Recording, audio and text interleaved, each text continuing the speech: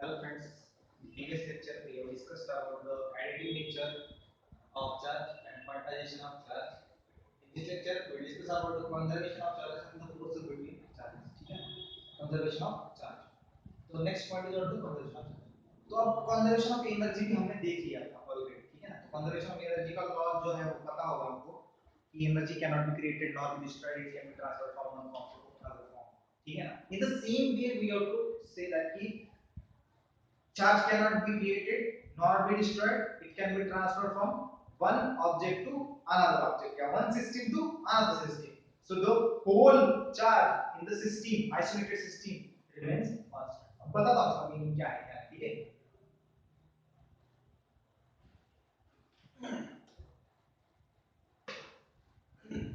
तो जैसे हमने देखा था ऑब्जेक्ट की इलेक्ट्रिकल ऑब्जेक्ट या एटम की इलेक्ट्रिकल न्यूट्रलिटी क्या करेंगे हम डिस्टर्ब की क्या हो गया चार्ज हो गया डेवलप है ना तो चार्ज डेवलप इसके नीचे का जरूरत है पॉजिटिव चार्ज डेवलप होगा ठीक है ना हमने बोला था ना चार्ज क्रिएट हो गया this means that charge charge cannot be created or destroyed. It can be transferred from one system to another system. या one object to another. ठीक है? तो मैंने जब स्टेटमेंट पहले ही लेक्चर में बोला था कि चार्ज ये फिजिक्स है ये बायोलॉजी नहीं है जहां यहाँ पे चार्ज का रिप्रोडक्शन नहीं होता यहाँ पे चार्ज जितने होते हैं बस उतने के ही यहाँ से उठा के वहां ट्रांसफर करेंगे अपन एंड जस्ट हम क्या करेंगे एक दूसरे के ऊपर इलेक्ट्रिकल न्यूट्रलिटी डिस्टर्ब करके चार्ज डेवलप करेंगे क्रिएट नहीं करेंगे this means that in the whole universe charge remains constant charge का नंबर चेंज नहीं होने वाला चार्ज क्रिएट नहीं होने जितने भगवान ने बनाए थे जितने नेचर ने दिए हैं उतने से ही कम बनाना पड़ेगा ठीक है अब इसके ऊपर भी कुछ चार्ज होंगे पॉजिटिव नेगेटिव कुछ भी होंगे इलेक्ट्रिकल न्यूट्रल भी हो सकता है क्या फर्क पड़ता है अपने को ठीक है ना तो उतने ही क्रिएट करेंगे आप मतलब इसका ये क्या है उतने ही सारे डेवलप कर सकते हैं ठीक है तो मान लीजिए ये है A plate and this what the B plate है ना इसको रख दिया आपने आइसोलेटेड चेंबर में चेंबर समझते हैं पॉकेट चेंबर में रख दिया इसके ऊपर कुछ चार्जेस है इसके ऊपर कुछ चार्जेस है तो नंबर भी बता दो ठीक है ना इसके ऊपर मान लीजिए 10 प्रोटॉन है एंड 10 इलेक्ट्रॉन है इसके ऊपर 20 प्रोटॉन एंड 20 इलेक्ट्रॉन ठीक है ना तो आप देख सकते हो यहाँ पे इसको कितनी भी टाइम तक रखने दो इनके नंबर कम ज्यादा नहीं या इलेक्ट्रॉन लेके उसके ऊपर ऐसा मार के इस इलेक्ट्रॉन को फोड़ नहीं सकता ऐसा कुछ नहीं होने वाला ठीक है ना लेकिन वो डिस्ट्रॉय नहीं होने वाले चार्जेस है ना समझते ना दोस्तों ठीक है so just what we can do we can just shift the charges from here to here और फ्रॉम हियर टू हियर ठीक है ना we are just transferring the charges we are not creating the charges और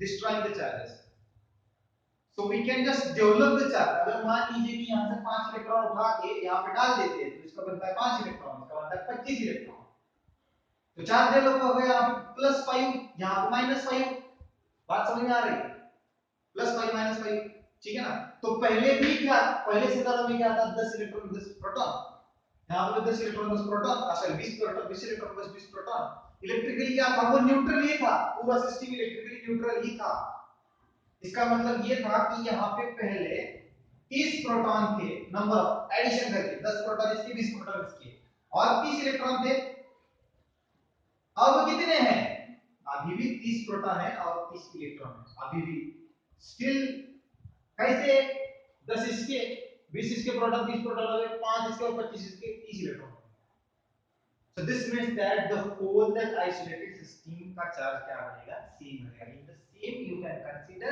this universe as an isolated system and you can say that कि universe में हमारे जो charges है उतने सेम ही रहेंगे जितने ये है भगवान ने उससे ही काम बनाना पड़ेगा just what you can do you can just transfer the one charge from one object to the another object this you can do बात समझ आ रही है ठीक है ना So what we can say about the conservation of charge, that charge cannot be destroyed, charge cannot be created, it can be transferred from one object to another object and isolated system में charge का रहता है same रहता है.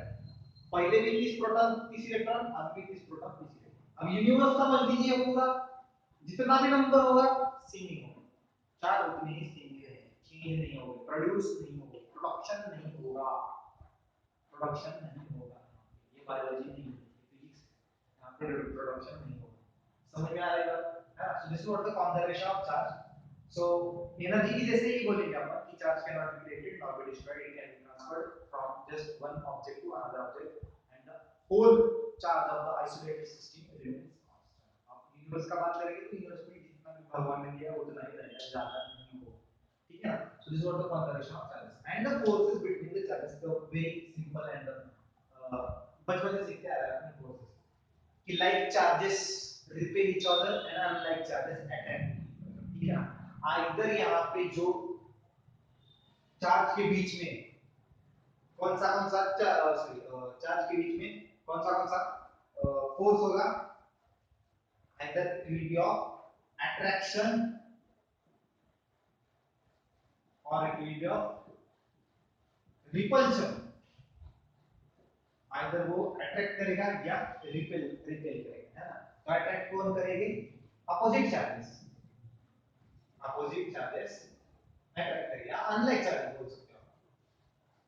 And यहाँ पे क्या like charges या सेम चार्जेस क्या करेंगे? रिपेल करेंगे, है ना? सो यहाँ पे अगर पॉजिटिव और नेगेटिव दोनों होने चाहिए तब अट्रैक्ट होगा, और यहाँ पे क्या हो सकता है? पॉजिटिव और नेगेटिव हो गए तो रिपेल करेंगे. इतना ही है पॉसिबिलिटी, बस इतना ही था. अब सवाल ये आता है कि इन दोनों के बीच में फोर्स कितना होता है, ये सवाल आता है. और ये फोर्स कैलकुलेट करने के लिए एक बेसिक लॉ या बेसिक बहुत ही इंपॉर्टेंट बता रहा है जिसका नाम था कूलम्स लॉ. वो हम नेक्स्ट लेक्चर में देखेंगे, फिलहाल तो यही देखेंगे. ठीक है ना? तो ये खत्म होता है, इतना ही था, 5-10 मिनट का ही था ये. क्या करेंगे इस लेक्चर में पूरा एक बार फिर से फटाफट रिवाइज करेंगे. So additive nature. What is additive nature of charges? And basic these are the basic properties of electrical. ये चार basic properties याद रखो. तो पहली कौन सी है? additive nature. Additive nature इसका मतलब है कि you can just directly add. Charges are the scalar quantity. Plus minus करके add कर दो, बात खत्म. Simple mathematics करने का, ज्यादा complicate नहीं करना. That plus and minus shows the charge on that object, not the direction. ठीक है ना? Quantization का मतलब क्या होता है? Q is equals to plus or minus n. What is this? Q is nothing but the charge on that object. Charge on the object.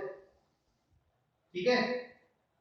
And what is n? It is what the number of electrons or number of electrons transferred from one object to another. This is what the charge on electron. This is what the charge on electron. That is 1.6 into 10 to the power minus 90 coulomb. Who is this coulomb? Coulomb is the unit of charge. And in the next lecture we are going to see who is coulomb or Coulomb's law. ठीक है? And what Coulomb has done कि Coulomb ने बताया कि जो forces between charges हमने देखे थे, either it will be of attraction or repulsion.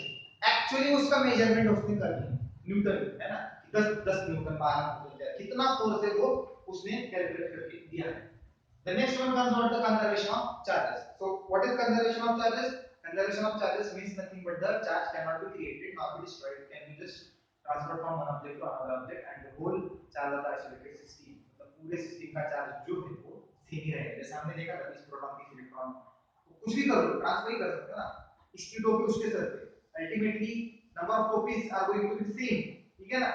तो नेक्स्ट था कि फोर्सेस बिटवीन चार्जेस. तो हमने देखा कि दो ही प्रकार के फोर्स होते हैं, आइदर अट्रैक्टिव और रिपल्सिव. अट्रैक्शन किसमें होगा?